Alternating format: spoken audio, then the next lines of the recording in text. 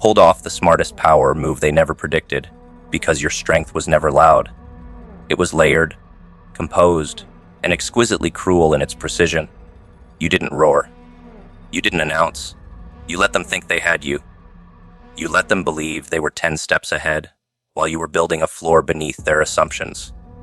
They saw stillness and mistook it for submission.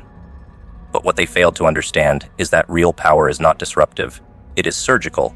It doesn't shout for recognition. It watches. It waits. It becomes undeniable through action so subtle it appears accidental. They expected resistance. You gave them a ghost. They expected confrontation. You gave them calm. And that calm, that's what made your move lethal. Because by the time they realized you were never playing their game, the game was already over. They kept showing their hand, trying to bait you, trying to force you to respond emotionally so they could justify their behavior. But you knew that emotional warfare is a trap designed for the impulsive. So you absorbed the noise. You took the blows they thought were weakening you. What they didn't know is that you were mapping their patterns, dissecting their moves, reverse engineering their manipulations while wearing the mask of neutrality. You let them build a narrative where you were the fool. And in that illusion, they became sloppy. Arrogance always overplays itself. Always. You gave them the illusion of dominance. Then, with surgical elegance, you removed yourself, not just from their reach, but from the system they believed would contain you. That exit? That was your masterpiece. That was the power move they didn't see coming. You didn't win by fighting. You won by being untouchable. The psychology of your move was brutal, because it required you to master the one thing most people run from: restraint.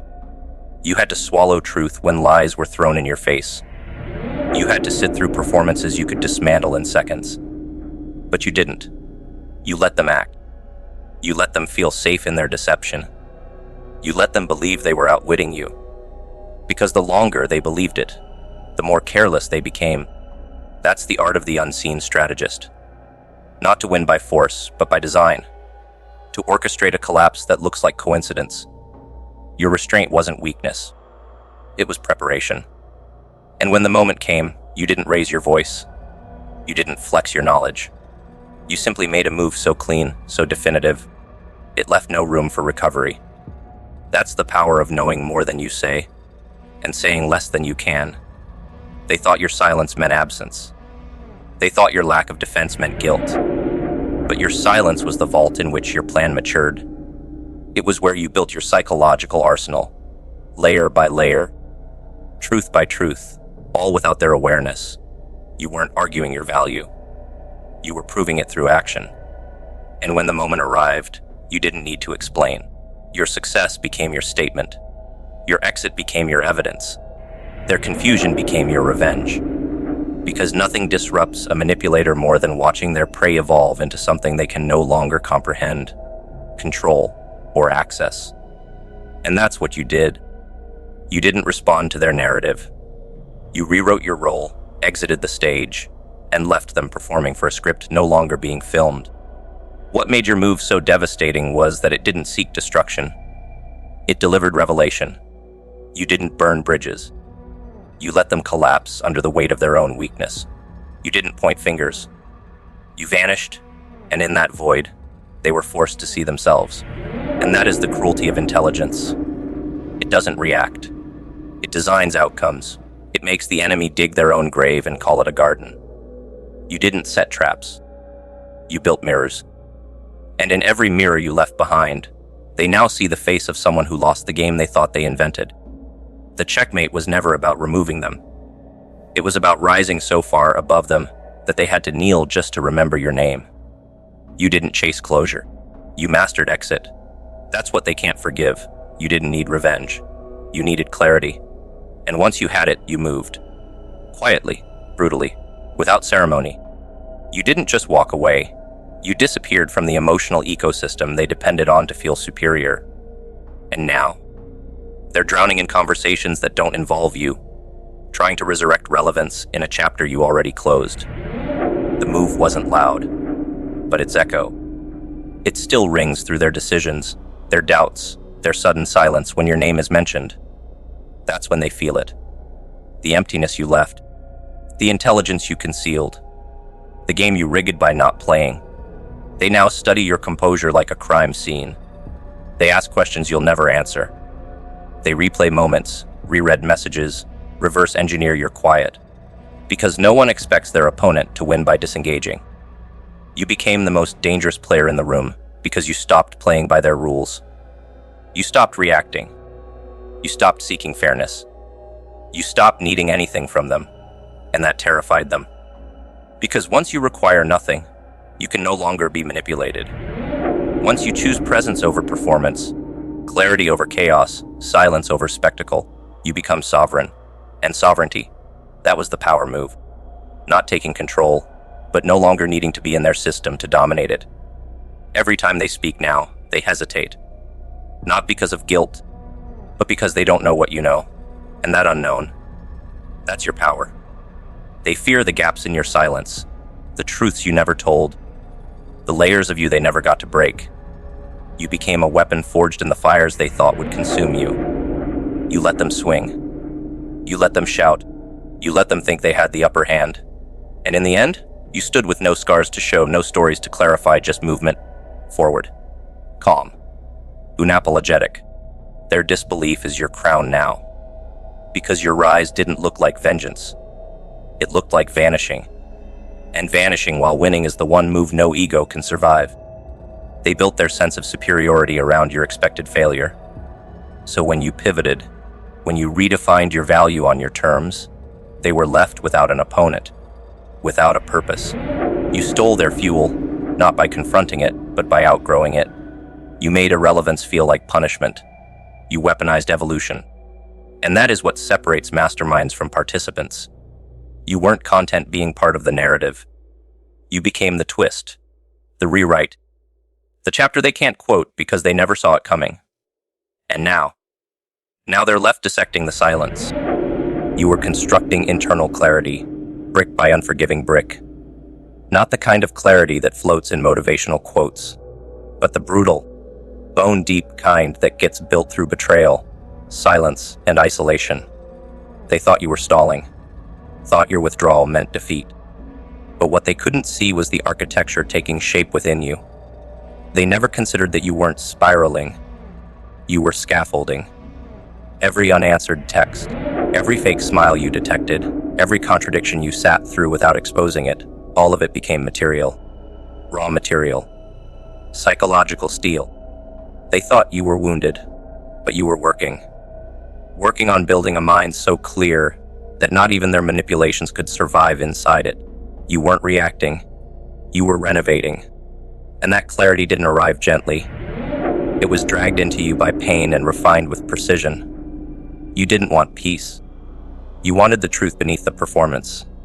And once you saw it, you never looked at them the same again. They called it coldness. Said you'd changed. What they really meant was they lost their grip on your confusion. You used to need answers. You used to beg for closure, for kindness, for understanding. Not anymore. Because you learned to identify chaos by the silence it demanded from you. You learned that some people don't lie with words. They lie with presence. They stand beside you while draining you, smile while inviting you, touch you with affection that burns like acid. And you stopped pretending not to see it. You didn't lash out. You just started laying bricks, quietly, stone-faced, each one layered with facts over fantasy. Now you don't live in emotion. You live in evidence. You stopped asking why they did it. You replaced the question with observation. And through that, you built a fortress that doesn't repel them. It makes them irrelevant. Your clarity wasn't built in sunlight. It was sculpted in rooms filled with tension, in car rides where silence screamed louder than words. It came during nights when your mind wouldn't stop replaying their inconsistencies. When you stopped defending people who never showed up clean. You had to destroy your romanticism to build what you have now. You had to unlearn everything you thought love, loyalty, and honesty meant.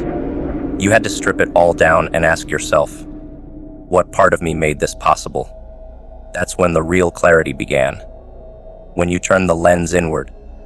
When you stopped blaming fate and started auditing your thresholds, you realized some of your pain came from being too generous with those who never deserved proximity. And from that realization, you started making bricks. Psychological bricks, harder than judgment, sharper than regret. And now you don't apologize for your distance. It's structural. They never imagined that while they were flexing control, you were building immunity. They thought keeping you confused kept you close. That mixed signals were a leash. That ambiguity was a spell you wouldn't break. But you saw through it. Slowly, reluctantly, and finally, permanently. You stopped waiting for the right version of them to appear. You stopped hoping they'd return the depth you gave them. You watched them with sober eyes and cataloged their patterns like a scientist studying poison. They don't know how much you know now. That's what frightens them. Because clarity, once internalized, doesn't ask for understanding. It enforces boundaries without debate. You don't negotiate with confusion anymore. You don't sit at tables where you're expected to shrink. Your clarity no longer makes room for contradiction. It eliminates it. And that precision, that's what makes them stammer when they face you now. Internal clarity is a war. It costs you comfort. It costs you softness. It demands discipline over nostalgia. You gave up the fantasy of reconciliation. You buried the dream that they'd one day see your worth. And in its place, you built something crueler, but pure, a mind that no longer clings, a spirit that no longer chases, a heart that beats only for truth. That truth isn't always beautiful, but it's real. And the realness is what keeps you from going back. You don't replay what happened to hurt yourself. You replay it to remember the blueprint, to remember how long it took you to stop being loyal to your own suffering. Now you don't need inspiration. You need discipline. Because clarity without consistency collapses. And you've become too dangerous to collapse again. They tried to distract you from your own knowing. With charm, with confusion, with sympathy. But you weren't distracted. You were documenting. You let them think they'd won. You gave them just enough rope to tighten their illusions. And then you went silent. That silence wasn't surrender. It was architecture. You were building a mind that didn't flinch under pressure. A presence that didn't seek validation. And now that you're finished, now that the walls are up and the entry points have been sealed, they circle you like wolves who lost the scent. You don't react anymore. You let your presence clarify the room. They ask if you're okay. You say, "I'm focused." And that focus terrifies them. Because focus means clarity, and clarity means they can no longer deceive you. You understand now that confusion is profitable for them. They fed on your doubt. They found comfort in your second guessing. And when you stopped second guessing, when your steps became straight lines instead of spirals, you became threatening. Because a clear mind is dangerous in a room full of manipulators. It can't be seduced. I can't be flattered. Can't be fooled. You weren't trying to win arguments anymore. You were building exits. You didn't care about apologies. You wanted results. And when those results didn't arrive, you didn't cry. You calculated. And in the absence of reciprocity, you gave yourself full permission to never return. That's what clarity does. It ends chapters without the need for punctuation. It silences noise not with words, but with movement. Each brick of clarity came with grief. You had to kill the version of yourself that kept begging people to be better than they were. That version had to go. And in its place, a quieter, colder, clearer version was born. One who doesn't flinch when the mask slips. One who doesn't hesitate to leave a table mid-meal if the energy turns rotten. You don't mourn lost potential anymore. You investigate it. You don't miss who they pretended to be. You analyze why you tolerated it. That analysis became your blueprint. That blueprint became your fortress. And now, that fortress isn't for hiding. It's for raiding. You're not broken. You're forged. You're not avoiding pain. You've made it your compass. And that compass points one way, forward.